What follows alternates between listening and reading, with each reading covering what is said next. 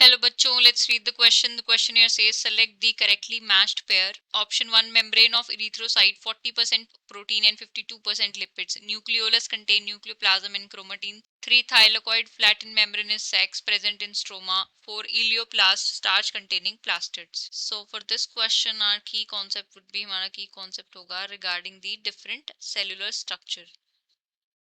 Different cellular structures. सो यहाँ पे हम सारी स्ट्रक्चर्स के बारे में बात करेंगे. सो सबसे पहले हमें गिवन है regarding the membrane of RBC. Membrane of RBC और वी कैन से इरिथ्रोसाइट.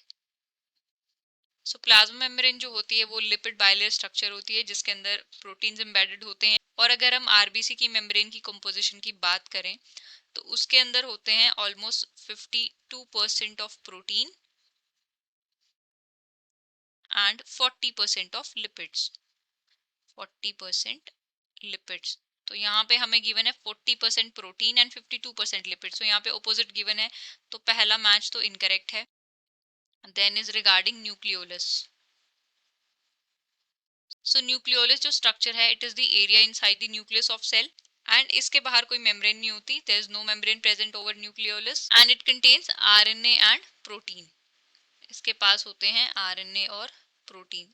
सो यहाँ पे हमें गिवन है contain nucleoplasm and chromatin. So chromatin में होता है आपका डीएनए प्लस हिस्टोन प्रोटीन्स होते हैं इसके अंदर. लेकिन हमारा जो न्यूक्लियोलस हो यहाँ पे आरएनए और प्रोटीन प्रेजेंट होते हैं तो ये मैच इनकरेक्ट हो जाएगा. Then will talk about thylakoid. So thylakoid क्या होते हैं? थाइलाकॉइड आपके क्लोरोप्लास्ट में प्रेजेंट होते हैं एंड ये इस तरीके की फ्लैटन स्ट्रक्चर्स होती हैं. फ्लैटन मेम्ब्रेनस सैक्स प्रेजेंट होते हैं. सो इस इंडिविजुअल स्ट्रक्चर को हम बोलते हैं थाइलाकॉइड. एंड ये थाइलाकॉइड जो है, थाइलाकॉइड के बहुत सारे थाइलाकॉइड के कंप्लीट स्टैक को इसको बोला जाता है क्या? ग्रेना. थाइलाकॉइड के अंदर क्लोरोफिल प्रेजेंट होता है which is responsible for photosynthesis. तो तीसरा जो मैच है उसमें गिवन है flattened membranous sacs present in stroma. तो ये बिल्कुल सही है. स्ट्रोमा जो होता है वो क्लोरोप्लास्ट का साइटोप्लाज्म होता है. तो इस तरीके से थाइलाकॉइड प्रेजेंट होते हैं स्ट्रोमा में. तो तीसरी स्टेटमेंट सही है. फोर्थ हमें गिवन है regarding the elaioplast. So elaioplast plastid का टाइप है किसका? ल्यूकोप्लास्ट का. सो ल्यूकोप्लास्ट बेसिकली रिस्पॉन्सिबल होता है फूड स्टोरेज के लिए और एलियोप्लास्ट में स्टोर होते हैं आपके oils and fats. Oils and fats. So यहाँ पे क्या गिवन है? Starch containing plastid. नहीं, स्टार्च कंटेनिंग प्लास्टिड कौन से होते हैं? स्टार्च कंटेनिंग प्लास्टिक होते हैं आपके अमाइलोप्लास्ट.